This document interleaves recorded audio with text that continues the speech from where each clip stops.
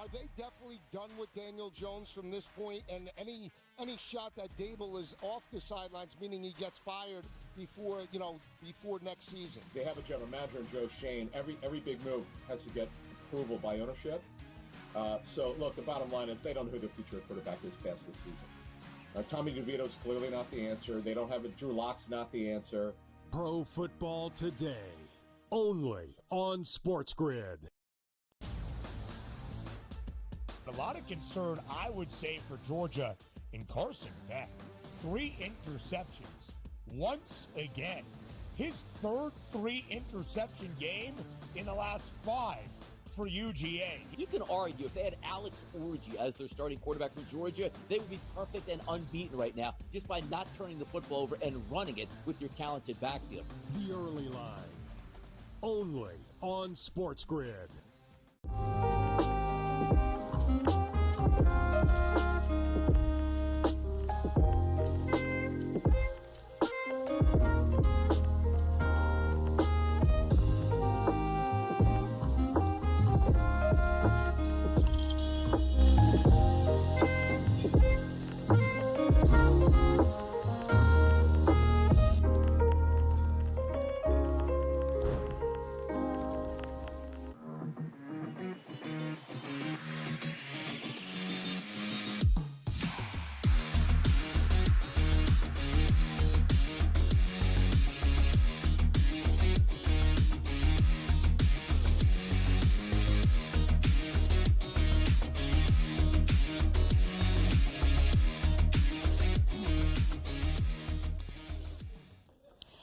It's that time. It's time for the Pro Football Today pregame show. Casey Hudson, Dave Sherpin, Tom Vecchio, and oh, look at that. Welcome back, Adam Kaufman. The full gang is here for the pregame party, as we always promise.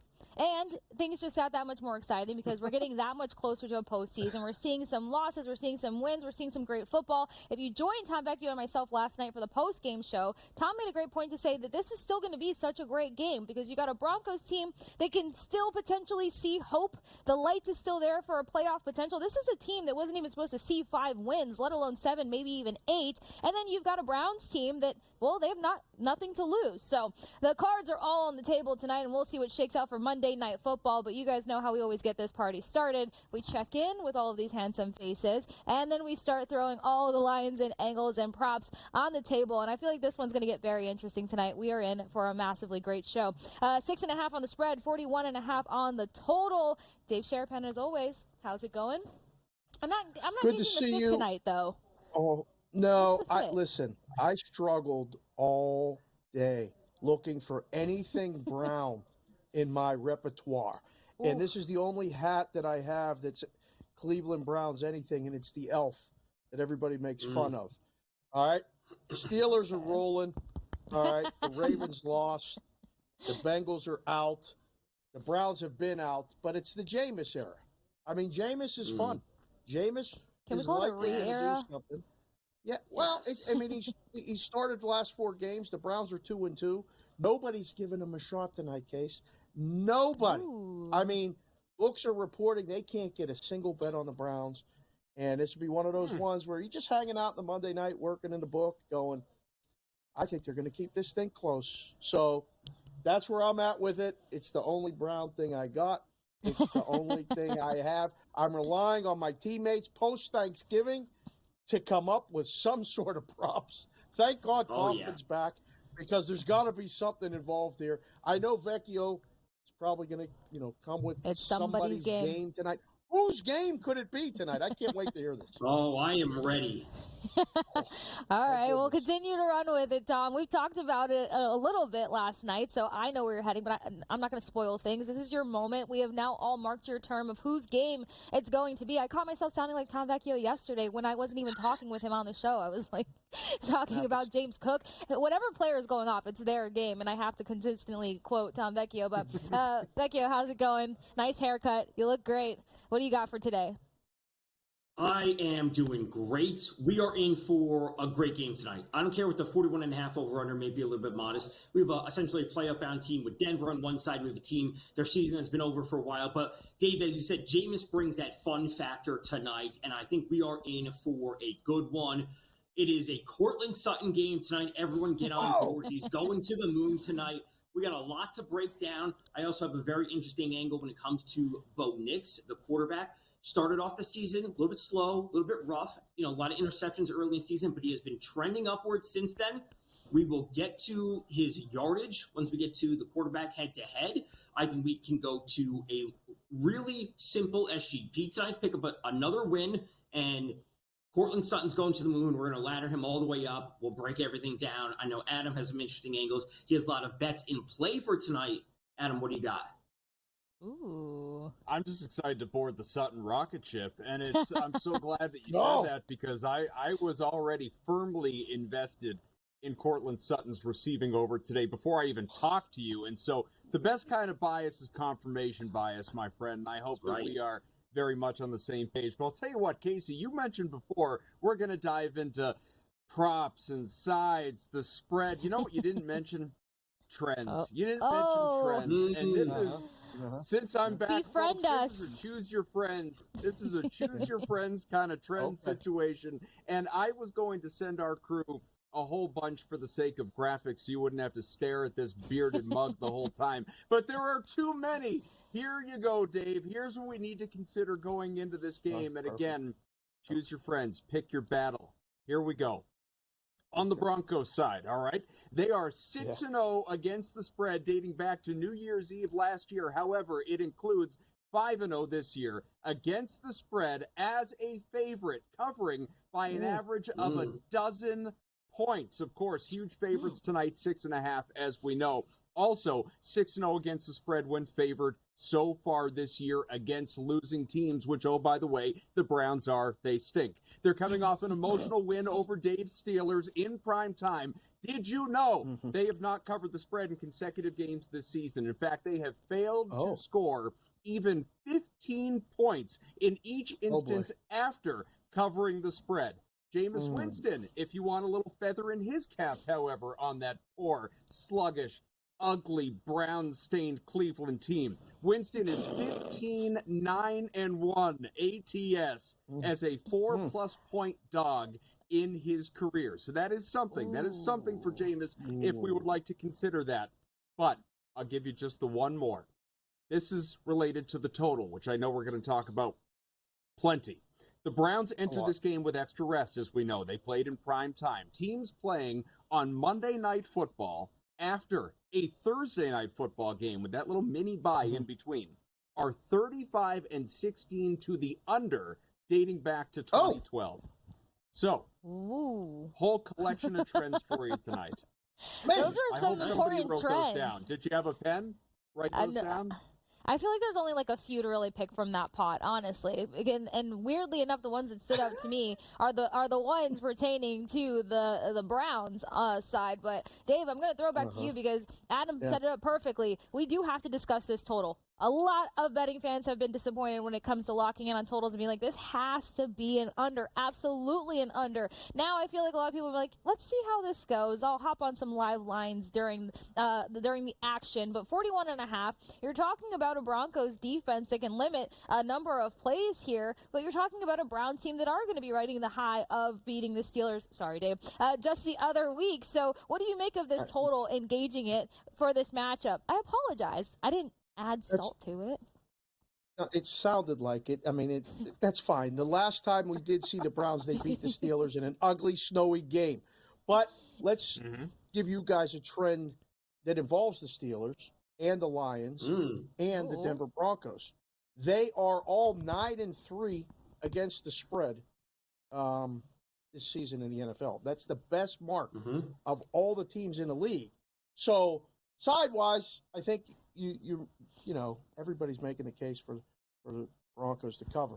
The total, this has to be an under game. It just has to be. Now, just as I said. We're not turning it on. Yeah, we're going to not turn it on and see like we saw last night where it's going to be blizzard conditions and things like that. But, I mean, first half under, game under, all unders until trends become your friends. And Vecchio and Adam and Casey come up with some props to bet over because I'm under everything tonight. I got overs. I know Tom's got overs. I've got overs. We've got a lot of overs to throw into the mix. But you guys know one of the best parts of this show, we start to take these position groups head to head before we get into some SGPs. So there's so much more to get into pro football today, the pregame show. Dave Sherapin, Tom Vecchio, Adam Kaufman. And more importantly, I'll leave you guys with this nugget before we cut to the break. Of course, I looked up the weather because we have been facing so many different weather situations with these football games. I looked at 46 degrees in Colorado and I said, that's warm. Are you guys proud of me? I called it warm. I actually felt some heat looking at that temperature. Stick with us here on Sports Grid TV on the other side of this quick break.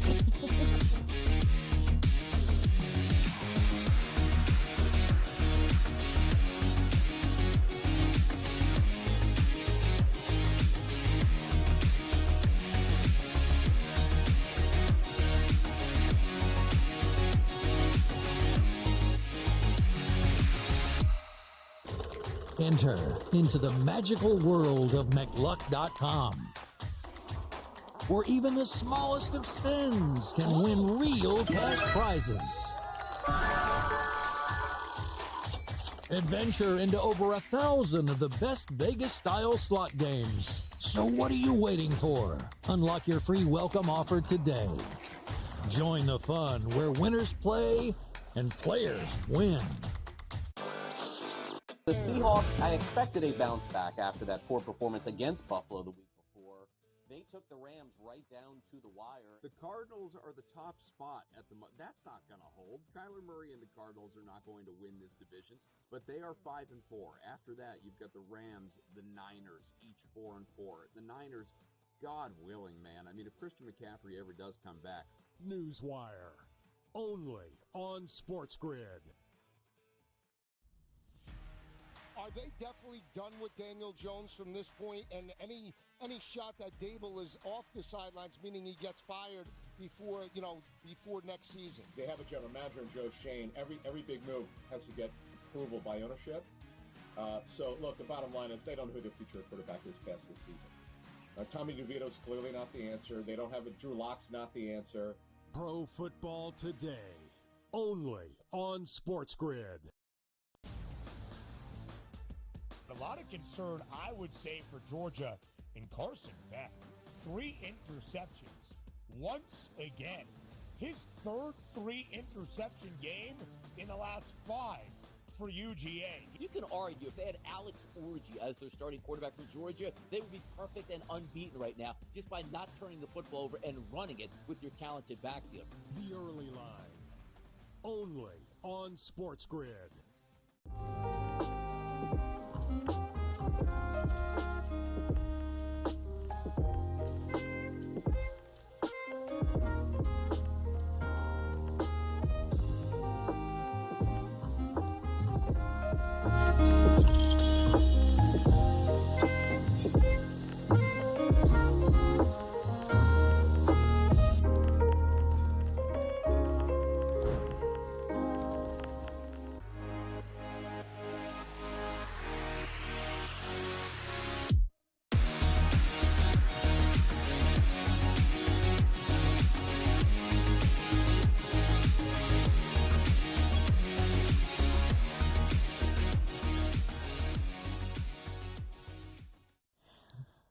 Back at it with Pro Football Today, the pregame show with Casey Hudson, Dave Sherapin, Tom Vecchio, and Adam Kaufman here on Sports Grid TV.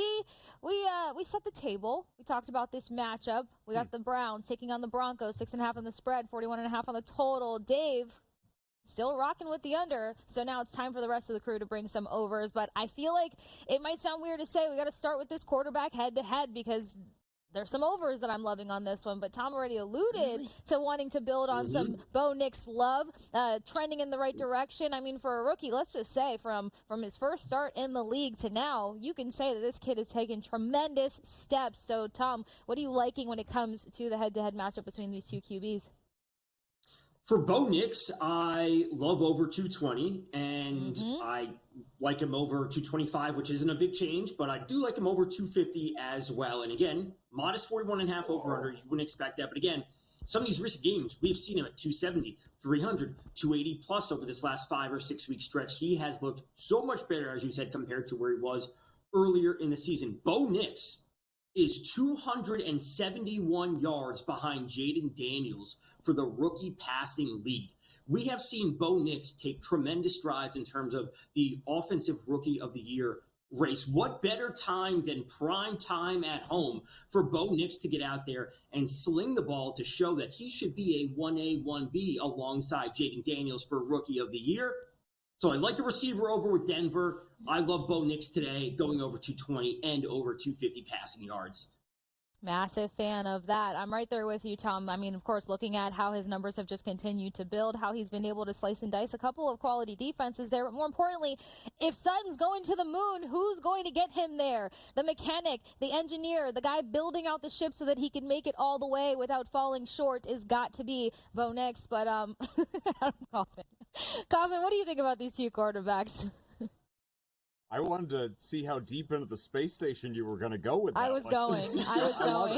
Yeah, I saw this smirk on your face, and I was like, let's not get carried away here. But I was building it all out. I was really doing it. Yeah, who's packing the like air sealed meals and all that stuff? Listen, with Bo Nix, I don't necessarily want to. I'm not as emphatic as Tom is when it comes to playing his overs. Although I will admit, one, he's throwing more. He's going against a bottom 10 defense. He is well protected by that offensive line. It's a modest number and one that he has cleared not every game, but fairly regularly over the last 6-8 games at this point in time. I mean, he's north of 200 passing, which I realize is still south of the prop, but 2 in 7 out of his last 8 games. And so, if you like overs, we already know Tom and I both like Courtland Sutton over, and we haven't even discussed him yet, but I like Jerry Jeudy overs as well. So if we're going to start picking it, I like his over, Devon Vele, I like his over, then obviously, like you said, Casey, the quarterback is going to go over a 220 number. So I support it. Although with Bo Nix, what I got to tell you is I really like the rushing over for Bo Nix. And this number has climbed dramatically. I got in at 18.5 when I thought it was more reasonable. Now it's into the low to mid 20s, and I'd probably stay away unless you can happen to find it still in the high teens somewhere else, shop it around. Then by all means, people forget because a lot of these numbers came early in the season, but he has had games that he has rushed for 25, 30, 40, 50, 75 yards. Bo Nix can move. He just really hasn't been leaving the pocket as of late because they've been emphasizing him being a pocket passer. But given the pressure that defense is going to apply tonight from the Browns, and it's not a great defense, talked about that, but it does like to apply pressure. I think he's going to be forced into scrambling some. So I do like the over on Bo Nix. On the other side, if you are of the belief that the Browns are going to be trailing in this game, and most people, as Dave alluded to earlier, seem to feel that way, well, then, of course, Jameis Winston is going to be hucking the ball all around the field. And for him, seems like a modest number as well. You're looking at it on the screen, 230.5. He has gone, in his games starting, and there have been 4 of them so far, he has cleared, last week was 219 in the snow, but other than that, he has cleared that 230 in every one of those starts with relative ease. So I like the over on Jameis Winston passing. Okay, I find that interesting because I know a few people were on it because same concept. I mean, he's got to throw the ball in order to stay in this game by any means. This team has nothing to lose. We have no idea what kind of plays they're going to be pulling out.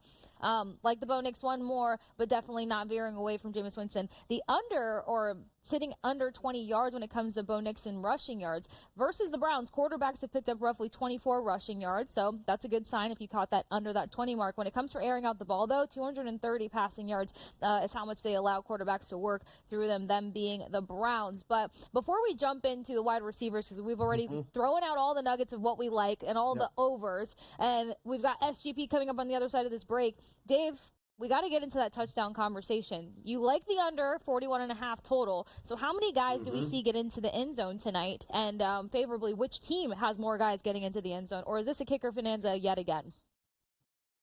Oh, boy. We go back to the kickers. Somehow we always find our way to the kickers, especially in a game with a 41 or 41 and a half total. All right. What did we get? 4 touchdowns tonight? 3 of them maybe 5. I think we'll get 5 touchdowns tonight. The quarterback thing is interesting. I think Nix goes under, Jameis goes over because of game script, right? If you guys are talking about the rushing yards for the running backs, look at that. And we'll get to that. If you guys got that graphic handy, put it up there, Vinny, because we're going to get more rushing yards by the Broncos. Running backs, Vinny. All right? Look. But this doesn't make sense, though. This doesn't make sense, though. A lead rusher, Javonte Williams, on a team that's a 6.5-point favorite, his rushing prop is at 34.5. Doesn't that seem a little bit odd? Number. Because they've been getting McLaughlin and Aldrick Esme involved. There's no consistency in the rushing room for the Broncos. Monster. You can't set one of them at 50 plus because we don't know who the hell it's going to be. That's why they just lean on Bo Nix. They lean on Bo Nix. He's been trending up. The running back room is a mess. It's all passing tonight, despite what a 41.5 over under and the line at 6.5 would tell you. It is a passing game tonight. All right, we'll see. Maintain this energy, gentlemen, because we still have some compete coming with us. We've got a same-game parlays coming up on the other side of this quick break, and then we'll get back into this conversation, breaking down the wide receiving room as well as the running back room. So continue to hang with us. Pro Football Today, the pregame show here on Sports Grid TV.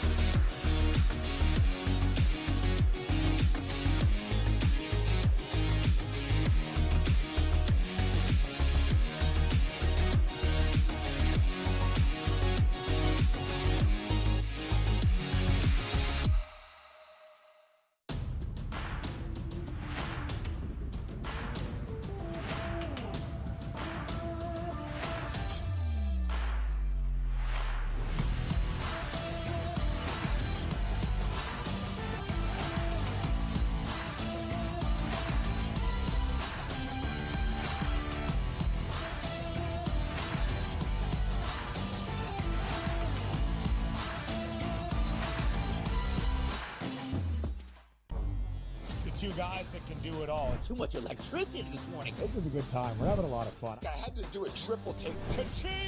Why? Because of parody. I didn't mean to offend. Yeah, it's not going to happen. Load management is a dirty word. Let him rip. You know what? Circumstances provide the results. What? How do you do this one? Oh, Donnie, you got such a good show there. A network that is booming. The Early Line, only on Sports Grid. The sharpest football contest show in the land, the Las Vegas Football Contest Show, focuses on Circus Sports Million, Circus Survivor, and the Westgate Super Contest, handicapping the games and releasing our contest picks every week of the season. With 2 former Super Contest winners, Brady Cannon and James Salinas, a former NFL player, Mike Pritchard, and over $1 million in contest prize money won combined, the Las Vegas Football Contest Show will have you prepared this season like none other. Fillet Indiana. They would smash them.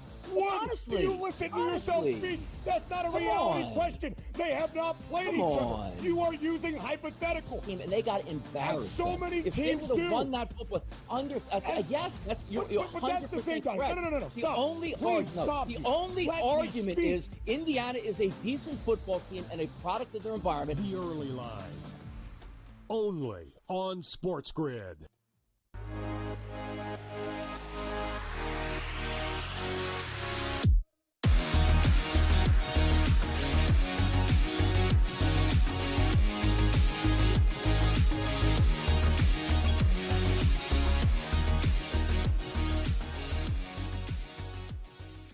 Yeah, you just muted him. Welcome back into Pro Football Today, the pregame party. Casey, Tom, Dave, and Adam. But this party only gets that much more fiery once we get into some same-game parlays.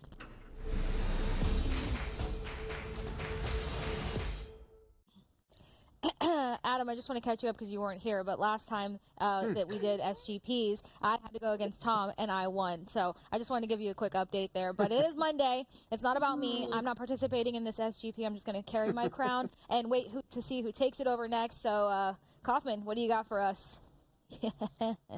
Yeah, I'm going to give you a four-legger, and I'm sure I don't even need to see Tom's SGP to know that he is all over Courtland Sutton tonight. So I will let him do all of the Sutton standing and all of that good stuff. But he is one leg in mine, and looking for Courtland Sutton to go 60+, being a little bit modest, pulling him down ever so slow, the prop. But we know, obviously, that he is the focal point for Bo Nix in that passing offense and is going to be heavily involved. Now, I had mentioned before when doing my little soliloquy on Bo Nix and the passing over, I mentioned Jerry Jeudy, and I can't believe that nobody of the three of you, or even somebody in my ear, wasn't like, hey, idiot, Jerry Jeudy isn't a Bronco anymore. He's on the other side. You know what, though? That might have been foreshadowing on my part, because I've got him here, as you were just looking at, in my SGP, and it's a little bit of narrative street if we want to take that stroll, because I'll tell you what, I think Jerry Jeudy is going to go crazy against his old team there. He is going to be living in the slot, obviously. Jameis Winston, since the games that Jameis Winston has taken over, listen to some of these numbers. Jeudy is averaging 6 catches, 96 yards on 9 targets in those games that Jameis Winston is at the helm. He is depending on him like you read about. He is the clear guy. I call it narrative street if you want. A lot of people will. I think 60+, which is basically the prop for Jerry Jeudy, is going to come to fruition tonight. But he is also like David Njoku quite a bit, and he is in a good spot against a defense that is poor versus tight ends. So we are looking for 4+ catches. Didn't want to go all the way up to 5. We'll look for 4+. You can see the juice on that. It's why it's part of the parlay. And I'm in agreement with Dave. I like the under in this game. But for the sake of a parlay that's paying us, better than 5-1, I'm going to play it a little conservative. I'm going to take it up a touchdown and then go under. So we're going under 48.5 points on the under. Couple that, obviously, again, with Njoku and Jeudy as well as Sutton. Again, that is plus 522 on FanDuel. It's good to be back. Oh. All right. And he bounces back with 4 legs. Tom, what do you got for us for your SGP? So I'm sitting here deciding, when do I want to go on my Courtland Sutton rant? And we are going head-to-head with the wide receivers. So, save it. I said this to Courtland, right? I said this to Courtland Sutton game, over 66.5 receiving yards. The line I have him at is at, 63+ from a couple days ago. I said I like Bo Nix over 220. A passing game script for the Broncos. This is not a good defense on the other side. We have a little bit of narrative with Bo Nix, who's been playing so much better compared to where he was in the early portion of the season. He's chasing down Jaden Daniels. I think the passing will come through for the Broncos. I think their running back room, like Adam said, is a 3-headed monster. And frankly, it's just a mess. And we see one player at times being effective and the other 2 being ineffective. So ultimately, this just leads to more Bo Nix and more Courtland Sutton and the Broncos coming away with the win. So I will go through my entire Sutton rant of why I'm laddering him up to not just over 63.5, but 70 and 80+ yards tonight. I will go through all that once we get to the wide receiver head-to-head as I bury the lead for that next section a little bit deeper. But this is super straightforward. The Broncos are the better team. They're in a spot to make the playoffs. They come away with the win. It's Bo Nix. It's Courtland Sutton. It's the SGP. It's not super juicy. It's only plus 225, but I love this parlay tonight. All right. I love the enthusiasm. Adam, I'm going to help you out with something there because you were saying if he was standing on Sutton, as the kids would say, in Sutton we stand. It's that STAN that you got to get behind. Thank you. So that it registers. There we go. You usually come with don't the kids say standing on business or something? Isn't that another one? Sutton can stand on business, or we can stand for Sutton, but it's the STAN. Yeah. Yeah, so hashtag Sutton we stand. Sutton stands. Got it. We're standing it. And we're also buying Dave time because this is close. But that's also very different finally for once. You know what I mean? So because I'm a good friend, I've been doing so many good friend things here on Pro Football Today, the pregame show. I'm going to let Dave sit on that one. We're going to continue to figure out what's cooking in this matchup between the Browns and the Broncos. Will desperation surpass a playoff potential in the Broncos? I don't know. There's so many great questions when it comes to this game. But you should also follow SportsGrid over at SportsGrid. You should follow these 3 handsome faces, and you should continue to hang with us here at Pro Football Today. It's the pregame show on SportsGrid TV.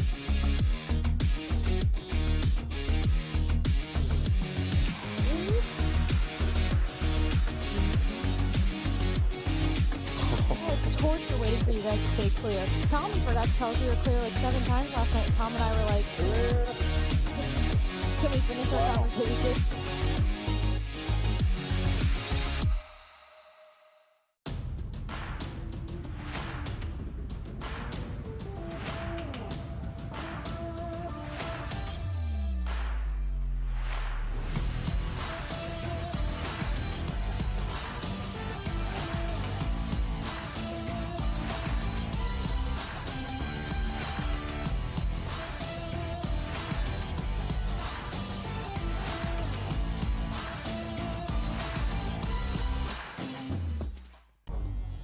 Two guys that can do it all. Too much electricity this morning. This is a good time. We're having a lot of fun. I had to do a triple take. Ka-ching!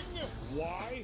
Because of parody. I didn't mean to offend. Yeah, it's not going to happen. Load management is a dirty word. Let him rip. You know what? Circumstances provide the results. What? How do you do this one? Oh, Donnie, you got such a good show there. A network that is booming. The Early Line, only on Sports Grid. The sharpest football contest show in the land, the Las Vegas Football Contest Show, focuses on Circus Sports Million, Circus Survivor, and the Westgate Super Contest, handicapping the games and releasing our contest picks every week of the season. With two former Super Contest winners, Brady Cannon and James Salinas, a former NFL player, Mike Pritchard, and over $1 million in contest prize money won combined, the Las Vegas Football Contest Show will have you prepared this season like none other. Fillet Indiana. They would smash them. Honestly. Do you listen to yourself speak? That's not a reality question. They have not played each other. You are using hypothetical. Team, and they got embarrassed. And so many if teams they would do. have won that football, yes, that's you're 100% that's the thing, guys. correct. No. The Stop. only Please stop. The only Let me argument speak. is Indiana is a decent football team and a product of their environment. The Early Line, only on Sports Grid.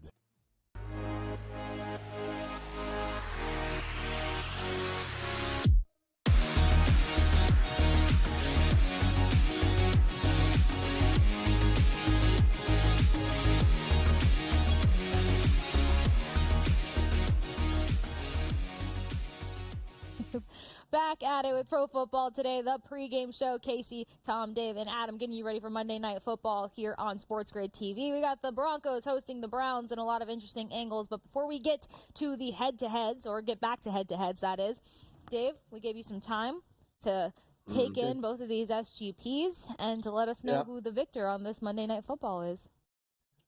So I was sitting there during the break, standing on business, thinking about snowboarding and being cold and all kinds of other things, and really had to weigh a bunch of different items there. Let's work in reverse, Vincenzo. Let's look at Tom's real quick. And this one looks good tonight, Tom, but the price is a little light. And I know you're always on top of things. This is surprising for that. So I paused a little bit, and I'm still against the Knicks passing yards. So that's the holdup for me with this one, because I just think Narrative Street, like Adam said, is Denver leading. They're not going to have to pass too much, but one guy gets it. It's Sutton, which leads us to Adams' same game parlay. He was gone for a week, but he comes in with a 4-legger, and it pays over 5-1. Smartly took the total up and went under. Not afraid of any price. I'm not afraid to say it. Adams back. He wins. It's it. Now I have regret because I was considering adding the Sutton touchdown to get that extra juice in there, but Sutton scored last week, and I have an issue sometimes, maybe it's just like an internal thing, of going to a player the week after he scored. I like when we have high usage players that haven't scored in a while, because they should be quote unquote due, just because I believe in the player usage level, like at that team level, their player usage data is what I believe in. He scored 2 touchdowns last week. I don't want to go back to the well. Interesting. That is interesting. I would go back to the well, but we all know the things that I come up with here on Pro Football Today. But this is going to lead to a more interesting conversation, because before we had to dial down the energy, save it for SGPs, we were talking about scripts, and we've got a few different brains on different scripts than others here. So in order for Bo Nix to have the passing yardage that Tom and I are both on top of, in order for him to set up his teammate or stand for Sutton to go to the moon and launch that ship, thank you, it all has to correlate to one script. Dave, you seem to think that the run game is going to come in a little bit more into this mix-up, but I stand weary on this for a number of reasons. You've got both defenses that tend to kind of calm things down when it comes to the run game elevating a little too much. Specifically, trying to find my notes here really fast because I had wide receivers. Here we go. Running backs versus the Browns, 84 rushing yards. Okay, not too shabby. You're talking about them not needing to air out the ball too much, but you also have a rookie quarterback who's showing tremendous progress. Why wouldn't you take this opportunity versus a team to continue to see where his strides may go? Also, though, on the other side, running backs versus the Broncos, 78 rushing yards. So let's just go ahead and kick it to the running back group. Regardless of neither of these teams allowing 90-plus rushing yards, you think it's a run script because... total. The total. Just because of the total. The total's this low. When we would make the total this low in the room, it's kind of like, look at the game, look at the props, and you called it a three-headed monster. I don't know who's going to get it, but maybe combined they get those yards. And if you look at this, when I looked at the running back graphic, I could not believe that this was the primary guy's number. I looked at it and said, I really hope Adam or Vecchio comes up with something for the rushing yards. I like Jameis under his total for rushing yards. I want to involve Jameis all the time. Adam, do you have anything for rushing? Here's what I would do. Well, one, I already mentioned I would play the over on Bo Nix. So fine. But as far as these pure running backs that you're talking about with Denver, and follow me on this a little bit. Again, three guys that we just don't know what to do with. You have Jaleel McLaughlin, you have Audric Estime, and the guy that we think is the leader in the backfield, Javonte Williams, who's coming off a terrible game, and the books have reflected as such with that sub-40 rushing total. I would either play none of the three, just stay away entirely, or I would play over on all three, figuring that maybe 2 out of the 3 do get there. Because that we know totally Sean fair. Payton is going to mix it up. Payton is going to mix it up. It's going to be different guys all the way throughout the game. If Denver does what everyone believes it's going to do, then you're going to see the Broncos running out the clock in that fourth quarter and, killing time, and it's going to be Bo Nix sitting back, handing off the ball. And so that is what I would do. That is the way I would approach it. The interesting thing that I find on the other side is that it feels like the numbers come down a little bit, so people have backed off. But a lot of people, at least earlier in the week, definitely earlier in the day, were on unders for Nick Chubb against a solid run defense on the other side, and a guy who just hasn't looked right, hasn't looked explosive at all since coming back from that injury. And I'm not blaming him for that. Sometimes it takes a full year after that knee surgery to be yourself again, especially for someone like a running back who relies on that explosiveness. But now you're seeing, I got in at under 55.5, but now you're seeing, 51.5, 52.5. It gets a little sweaty at that point in time. So, I'd probably just stay away. But if you could still find mid-50s to high somehow, you might want to consider the under on Chubb.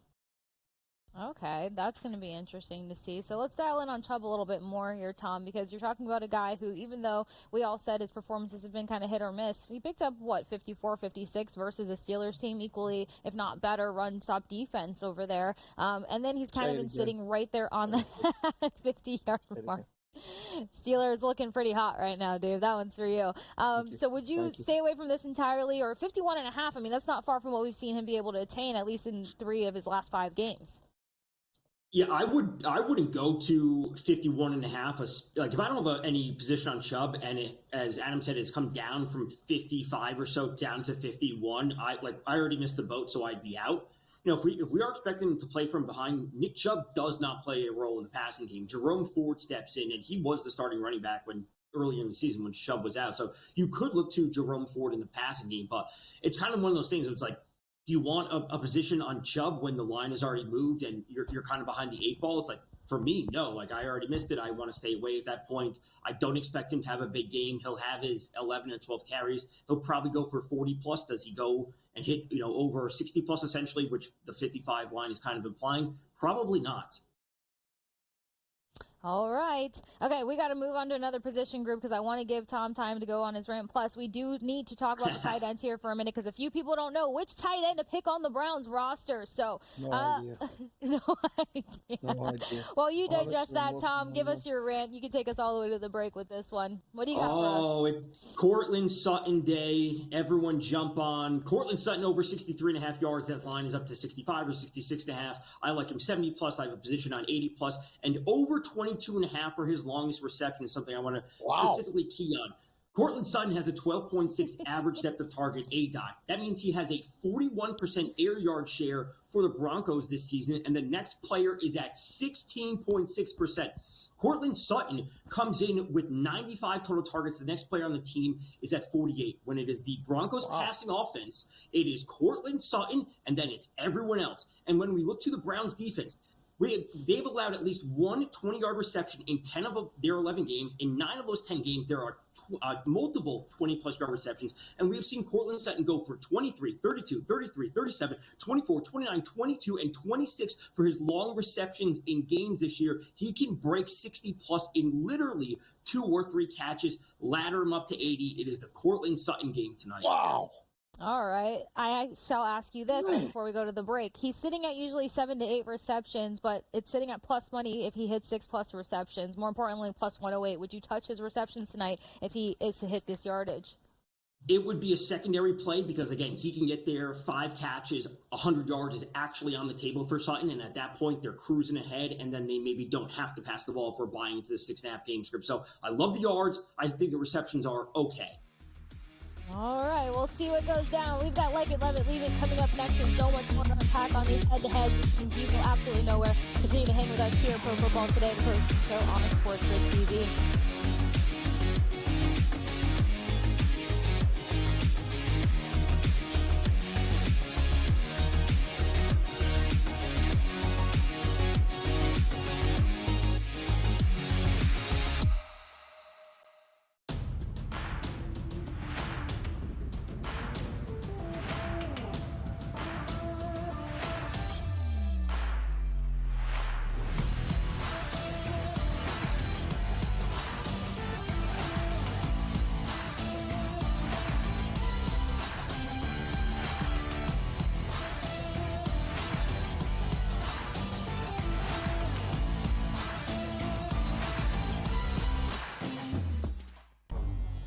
Two guys that can do it all. Too much electricity this morning. This is a good time. We're having a lot of fun. I had to do a triple take. Ka-ching!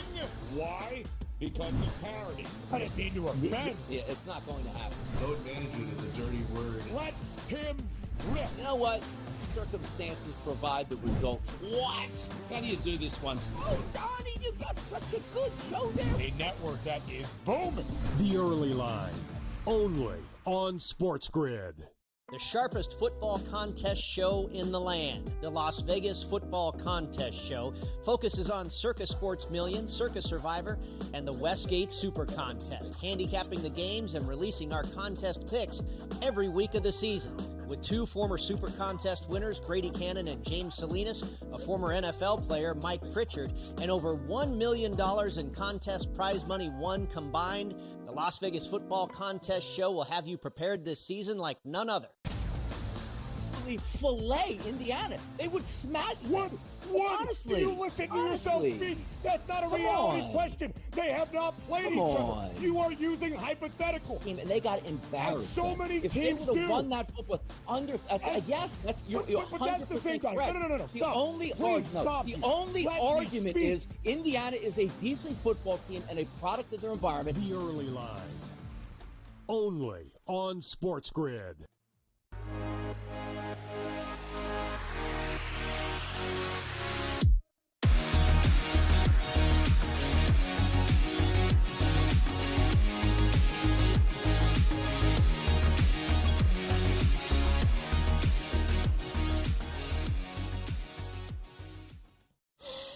Welcome back into Pro Football Today, the pregame show here on Sports Grid TV. And as promised, we had SGP. We started taking things head-to-head, but now it's time for us to get into some like it, love it, or leave it.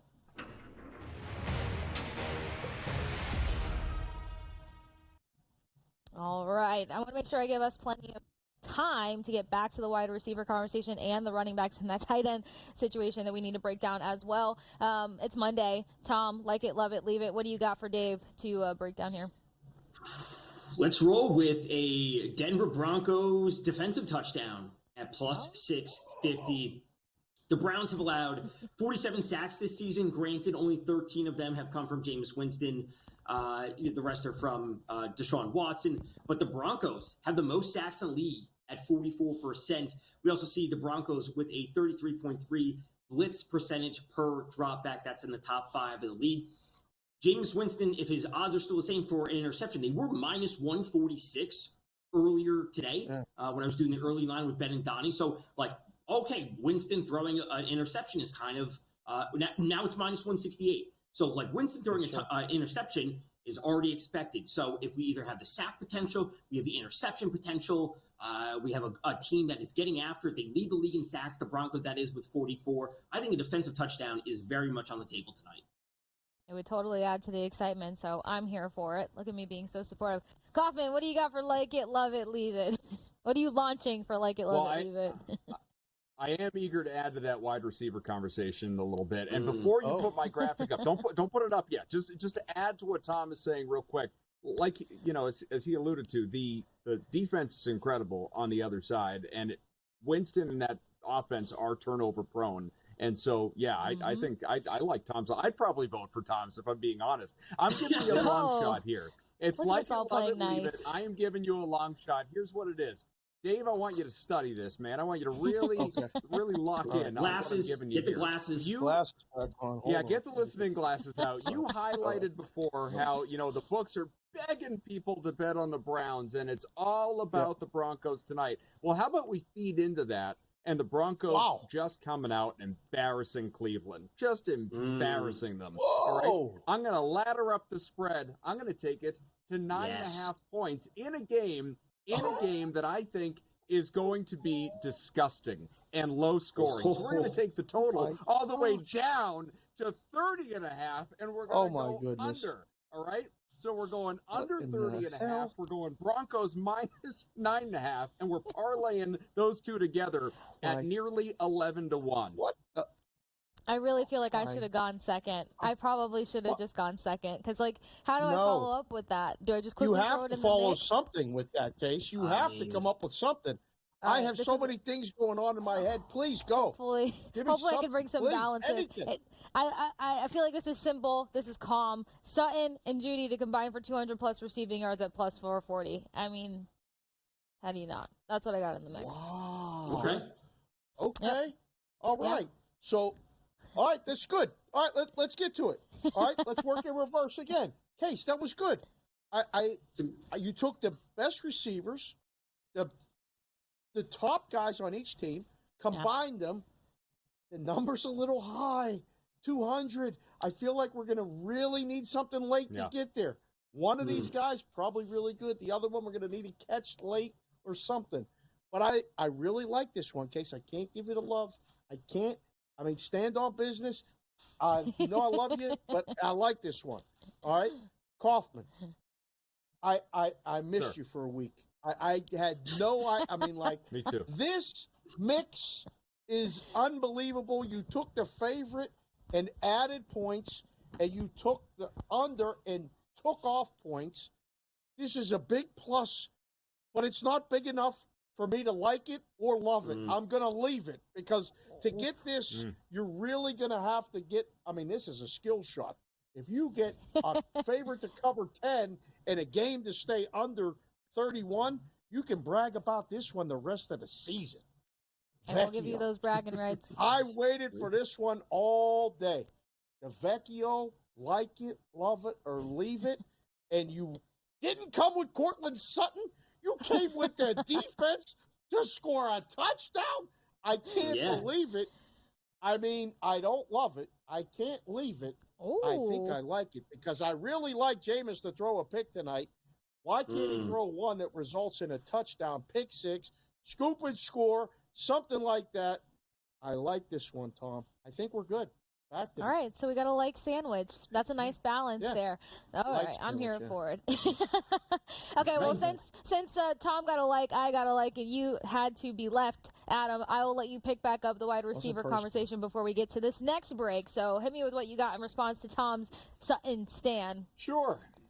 Yeah, I mean, I'm going to remind people that I did take the SGP segment, so it's not like I've been completely left in the dark tonight. But listen, as far as the Courtland Sutton, look, we keep talking about his prop being sub 70 yards in this game. Let me just read you his game log of the last 5 games: 8 for 97, 7 for 78, 6 for 70, 7 for 122, 8 for 100. That is at a minimum over the last 5, dating back to late October. 6 catches, 70 yards. Minimum. And we're talking about a receiving prop in this game against that defense that still isn't even 70. So I fully appreciate what Tom is doing and not only taking this man to the moon, but, putting a little extra in the rocket ship, a little extra fuel, and laddering this sucker up to get there faster because, my goodness, I think it's a banner Sutton night. Absolutely.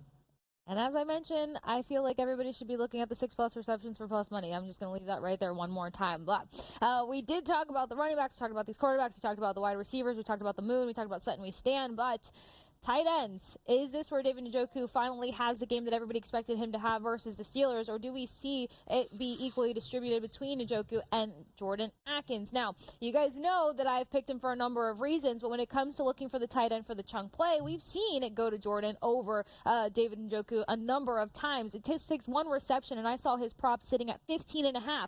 He had one reception for 19 yards. So something to digest as we get ready to go to another break, because we'll continue to unpack the head-to-heads, throw out some more best bets into the mix, and then I got Donnie Rightside with me at the Magic Wall later on Pro Football Today here on Sports Grid TV. Don't go anywhere. I'll catch you guys on the other side.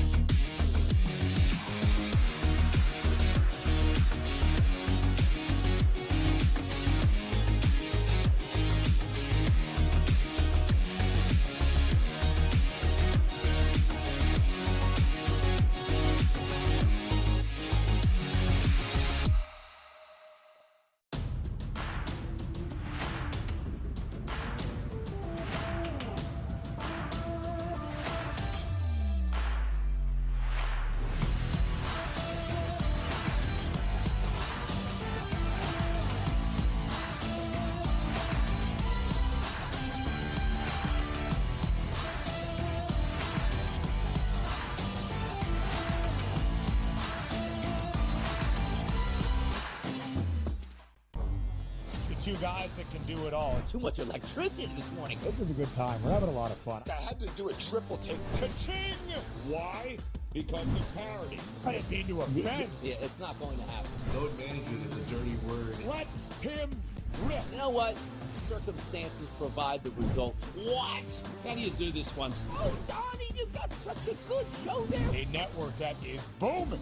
The Early Line, only on Sports Grid.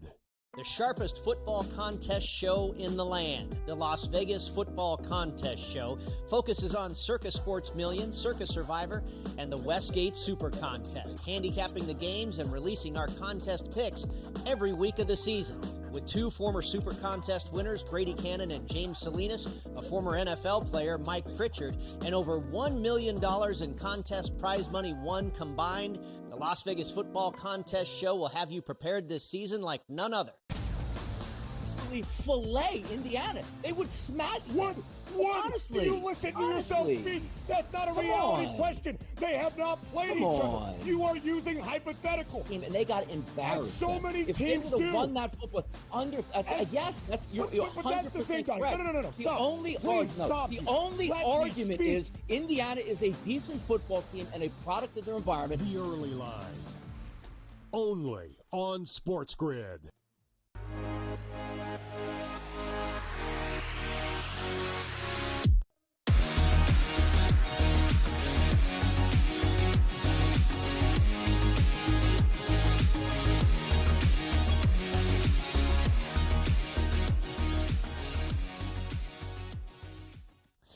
One more rally with these three faces here on Pro Football Today, the pregame show. Then we got Donnie Rightside at the wall to break down more best bets. And you guys know how we close out, at least with these three. We get final thoughts. We throw some other things into the mix. But before we do all of that, Tom, talk to me about the tight ends over on the Browns side, because we're trying to figure out which way to go. We saw in the four-legger for Adam that he had 4 receptions, but some people are very hesitant on that, seeing as how he hasn't been the go-to guy in a number of situational football opportunities. So what do you think when it comes to the Browns roster? I like David Njoku. I don't want to say like just tonight specifically, but I think he's a good talent overall, just like a talented player that, should be involved in a passing offense. I spoke about Njoku when they played the Steelers. It's kind of the same situation, essentially, where David Njoku, he has an average depth of target, 8 which is sub 5 yards. And combined with what I said about the Broncos, most sacks in the league, they have a 33.3 blitz rate per dropback. Now, Jameis may not be working with a whole lot of time. And I think Jerry Jeudy is the answer ultimately when it comes to if we had to pick one player from the Browns to catch passes tonight, I think Jerry Jeudy is that answer. But at a certain point, Jameis is not going to have that time. You just got to get the ball out quickly. So getting it to David Njoku, I think, is an easy answer, especially if they're not going to be able to get the run game going. He's not going to have time to take a 7-step drop, look deep down the field, et cetera, et cetera. So I think Njoku is a totally fine option tonight. I haven't worked into some other SGP builders, as Adam liked to say, for just some super low yardage. So I think it's a totally viable option tonight. All right, we'll keep him in the mix. Adam, any final thoughts on this matchup or other best bets you want to throw on the table? Yeah, well, look, I'm personally a little, upset with David Njoku still, because I lost a big parlay during that Thursday night football game because for whatever reason Akins was getting priority. I needed 2 catches, 2 out of Njoku in that entire game after he had a minimum of 5 each of the last handful of games, and for whatever reason he only got the 1. And the salt in the wound, if I remember right, was that he caught a 2-point conversion, which doesn't even count for a catch after dropping the ball in the end zone. So that dude, he owes me in tonight's SGP that I gave you earlier that he is a part of. But yeah, I mean, clearly it's a good matchup for him. Again, it's a defense that's weak to tight ends. If he is given the opportunity, if he's the number 1 guy, which he wasn't against Pittsburgh, then he should thrive in this matchup. That is what I expect. But as far as the game, honestly, I don't know. I think it's really, I'm invested personally in the Browns plus 6.5. And that's, I don't know that I would bet that the same way if this were a Sunday afternoon game with all these other games going on, but it's an island game. It's prime time. It's at night. Everybody expects the Broncos, as Dave talked about earlier. I think the Browns find a way to keep this thing close. I don't think they'll win. I think we're going to thread the needle here, and it's going to be a tight win for Denver. All right, Dave, Sherapan, final thoughts. Some people don't know if the rookie can withstand the primetime pressure, but, I mean, I'm standing for Bo Nix tonight. I'm all in. What do you got for your final thoughts? So we've been talking about all of these offensive guys, right? And the total's 41.5. And I've been waiting to even ask you about this or present it to you. And the boys in the back did a great job with this. Why not a defensive prop tonight? A player to record a sack. Myles Garrett is going to get a sack. It's only minus 108.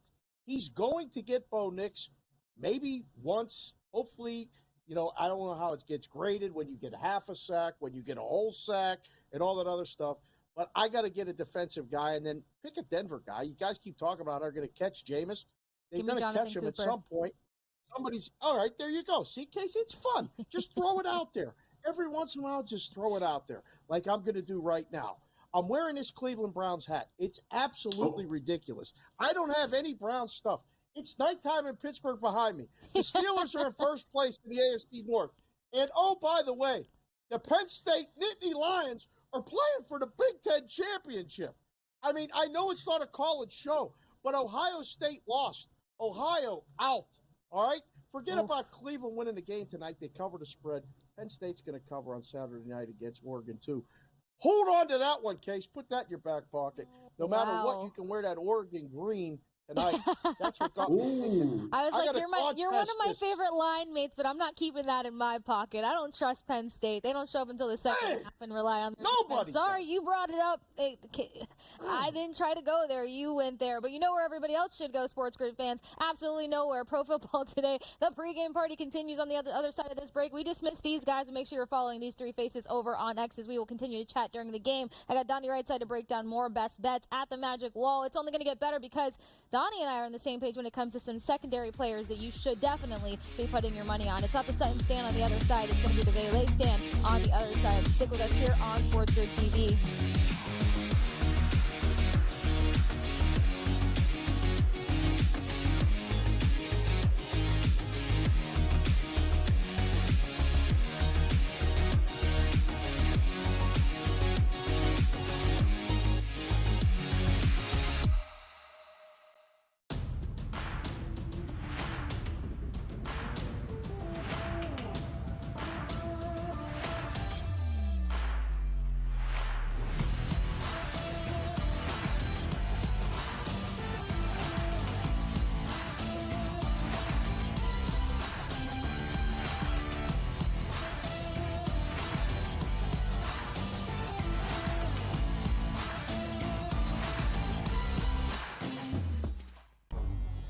Two guys that can do it all. Too much electricity this morning. This is a good time. We're having a lot of fun. I had to do a triple take. Ka-ching!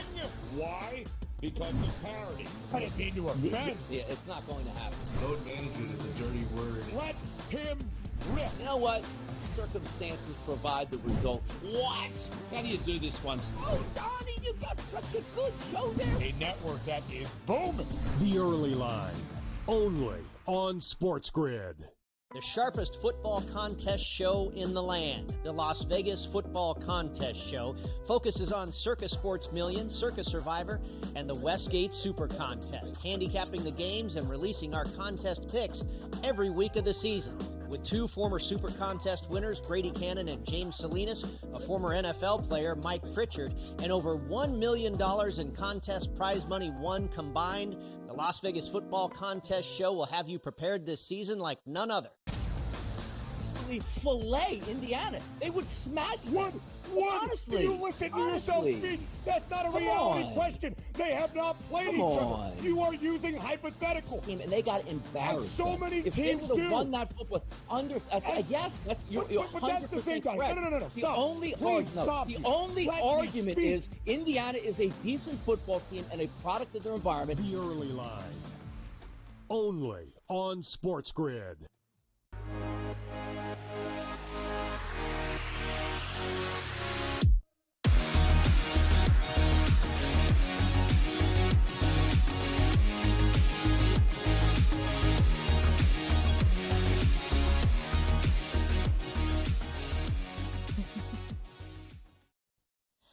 Back at it with Pro Football Today, the pregame show with Casey Hudson and, as promised, Donnie Rightside. Getting into this Monday Night Football matchup as the Broncos host the Browns. Some people think it's going to be exciting. Some people are saying that the rookie's not going to thrive in prime time. Others are saying desperation could speak a little louder. You know who the desperate team is. It's going to be the Browns, regardless. 6.5 on the spread, 41.5 on the total. Talking to the other three dudes, they're saying, hey, this is a clear under on the total. What are your initial thoughts on this? It does feel like that. It really does, because when you're looking at games this late in the season, number one, the Cleveland Browns have nothing to play for. They had that last stand against the Pittsburgh squad on a Thursday night. They beat them as their hated rival. Then you go home for the holidays, and it's like, oh, now we still got to play football throughout December, even though we can't make the playoffs. The reverse opposite for the Denver Broncos. I always use this. A 13-10 win for that squad with Peyton as their head coach would be a Picasso tonight. They just want the win and moving on. So I do also lean through the under in this game. Oh, yeah. Okay. Well, see, I get nervous now, Donnie, because every time it feels like it's so clear and concise. It's an under game. It can't go anywhere but there.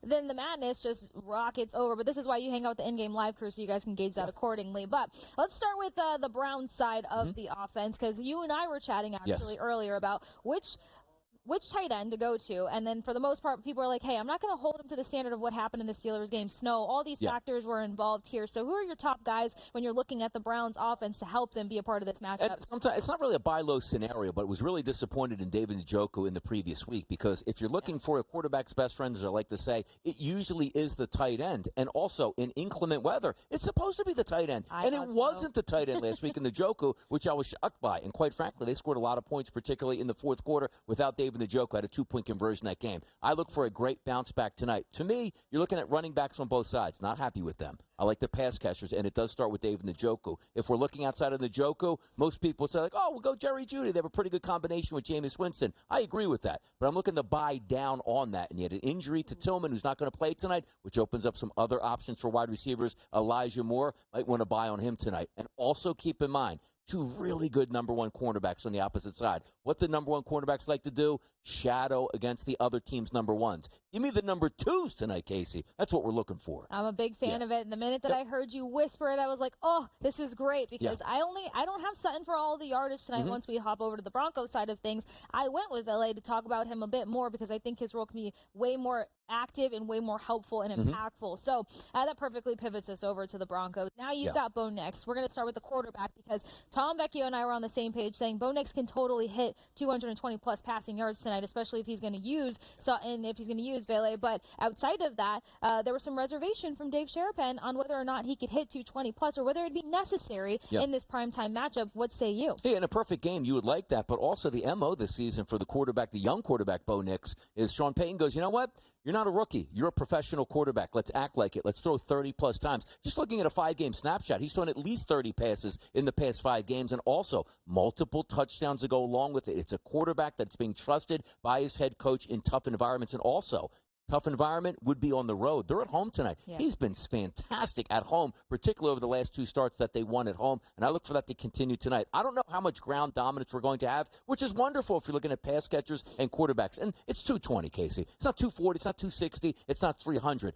A yeoman's work night tonight for the quarterback, Bo Nix. He should get there. I'm so glad you said it, because more importantly, you said a key word there. He's been held to a professional standard since the minute he stepped on that field, which means you don't let off the gas right now. This team wasn't expected to touch 5 wins. I remember talking to Mark Zeno way beforehand on Game Time Decisions, Burrow and Kevin's show, and he's like, hey, these guys are going over 5 wins hands down. It's crazy that people think that the capability is not there. They're at 7 wins. They're looking to reach for 8. And a number of reasons that they've gotten there is because of great coaching, but also the potential being there. Just to add to it, Knicks, 273 versus the Raiders, 307 versus the Falcons, 215 versus the Chiefs, 223 versus the Ravens, 284 versus the Panthers. Why would you not just continue to mold the future of your team right then and there? 220 should be absolutely nothing. But who is he going to help reach that 220 plus tonight? Yeah, you're going to have to spread the wealth around tonight. Now, granted, Courtland Sutton has been really on fire as of late. I mean, the chemistry between those two, absolutely phenomenal. But also you take a look at Denzel Ward just might be the best cornerback in football. Yeah. You know that's going to be a tough matchup. And we're not saying Courtland's not going to get 7, 8, 9, 10 targets tonight. He probably will. But you also have to look at it and saying, okay, if we're going to shut down one side of the field, Peyton understands that as well. He's going to feed Sutton. But on the opposite side, Vele has really had a strong season. And you don't need those big numbers, 50, 60, 70 yards. You're just looking him to be average tonight. 2 catches for 21 yards in the first half. 2 catches for 17 yards in the second half. You're catching both his reception numbers and also his yardage numbers there with an outside chance to catch a touchdown. Because, again, for me, in the red zone, I'm looking for more passing props than running back props. Yep. And if you are a number 2 wide receiver, you should do fairly well tonight, my estimation. Big time. And also a reason to jump on the Vele train, because I'm surely on it. I have him for over 38.5. That feels like nothing for this matchup. But 80 yards versus the Raiders, 66 versus the Falcons, 39 versus the Chiefs team that, look, sloppy wins regardless, but their defense can be pretty problematic, and Vele showed up just in the nick of time for his team. So I'm a big fan of that. Also, we've talked about Knicks getting that 220 plus potentially. We talked about looking at the secondary because of the matchups on the outside. But where some people are weary is when it comes to discussing the running back group here. Now, you got Chubb kind of sitting at that 50-yard mark, right on it. I saw his number sitting at 51.5. Some people might want to go for it because of the numbers he's been able to produce versus team, sitting at 56 for the most part. But then They said that there's a three-headed monster over on the Broncos That's roster. tough. Which direction would you even lean in? Is it even worth touching on it? So what do you say about this running back group on both sides? The worst feeling in the world is picking a running back you figure, let's just say Javonte Williams. Yeah, he's going to have a good night, and all of a sudden, he's not starting. He's not getting carries. You're like, why did I do that to myself? And on the opposite side for Cleveland, you do have a couple capable running backs, but the one thing I would say, Donnie, give me one little more so that we can play at running back. It would be an anytime touchdown market for Nick Chubb. You know he's getting the goal line carries. You're not going to be disappointed when, a backup running back comes in. Like, hold on, goal line scenario, first and goal. Chubb is getting those carries. I can't say the same thing for the Denver backfield. I really can't. So one running back prop is, I'm trying to avoid those props tonight from the backs. It's anytime touchdown Nick Chubb tonight. That's the only one, Casey, I'd be confident in. Okay. Touching back to the wide receivers for just a second, because it's stuck in my mind also that Sutton might be getting a little bit of extra coverage tonight. They know that he's the go-to guy. So even though you're thinking, if you don't know if he's going to touch the yardage, why would you go to receptions? Well, he's always highly targeted. He's sitting at 7-8 more consistently than anything else. I think he only had 6-1 reception game in his last 5 games for the most part. And that was versus the Chiefs. Figures that. So would you look at 6+ receptions at plus 108 when it comes to Sutton in his role tonight? Yeah, like the way I would scape it there, you see that, you chop around and try to say, let me just pay a little bit more juice and get that catch one lower. Because I found a new love in this market where you're almost hoping, again, it's the targets. If you tell him I'm going to get 10 targets and I catch 6 balls, like, man, he only had 32 yards. Well, he caught 6. I would have cashed the ticket there on the opposite side. And also, if he is eating, I doubt there's a world where it's like, well, he only had 3 catches for 110 yards and a touchdown. I'm so upset I just took the receptions. Now I'm like, no, they really go hand in hand. If he's going over 100 tonight, he's going to catch 6 to 7 balls. So, but if he doesn't, oh, man, I wish he would have went more. The targets are going to be there. The catches will be there. And what do you love about that? Give me a slip screen, 1-yard play. Fantastic. It's a catch. Who cares? It doesn't require too much. The only other factors that come into play are this crazy weather that we've seen as of late, but it's warm in Colorado. Yeah, exactly. I will say that. Any other best bets and final thoughts you got for this matchup before you join the in-game live? Looking to try to capitalize in-game. The one thing I really had a hard time doing was a little bit expensive. Like, Jameis Winston, he's going to throw touchdowns. What else does he do? He throws interceptions. Yeah. I was so close to including multiple times him to throw at least one interception, depending where we're shopping at, minus 140s up to minus 155 numbers. But also, if we are looking at the touchdown markets, if you're using SGPs, which we love to do, you don't need to build something that's going to be ridiculous. Hey, 3 or 4 touchdown passes, 1 touchdown out of each quarterback should be the minimum tonight. Ooh. I just couldn't push myself over the ledge. But if you said, Donnie, if you had one quarterback tonight to throw 2 touchdowns, who's it going to be? It actually would be Bo Nix for me. He's been fantastic. I believe the last 4 to 5 games, multiple touchdown passes, and he's at home tonight. That's the way I'd look, and that's a decent little price number there. All right, one more hot seat for you. If you got to pick a guy outside of Chubb who's getting in the end zone tonight, doesn't matter which team. Njoku, come on. Let's ride Njoku in this game. Come on. I was hoping you'd jump on the tight end train. We'll see. But Donnie mentioned it. There's a lot of interesting angles when it comes to this matchup for Monday Night Football, which means you got to continue to hang out the in-game live crew so they can walk you through it and pay attention to what's going down. Is it going to be ugly? Is it going to be sloppy? Is it going to be entertaining? Is it going to be fascinating? Who knows? But in-game live will have you covered here on Sports Grid TV. Make sure you're following Sports Grid over at Sports Grid. Make sure you're following Donnie Rightside, Kevin Walsh, and Joe Lisi, because they're the crew that's going to be rocking with you next here to get you through Monday Night Football. Broncos, Browns, all the action coming up on in-game live on the other side of this quick break.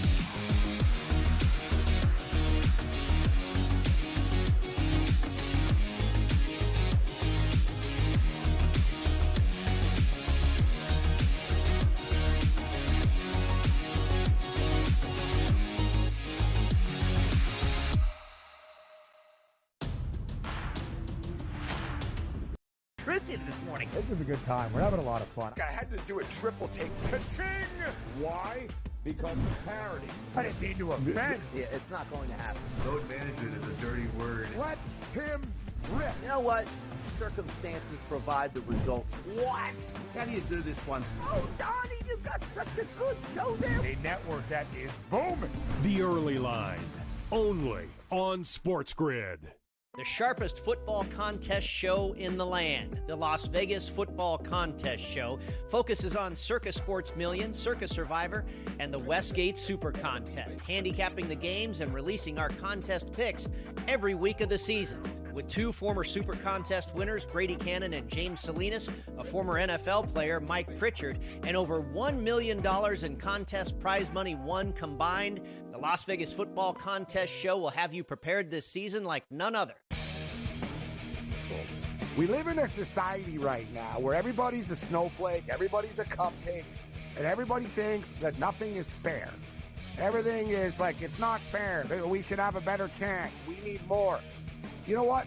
I'm old enough to remember when you needed to have a perfect goddamn record to win a college football championship. That's the way it was.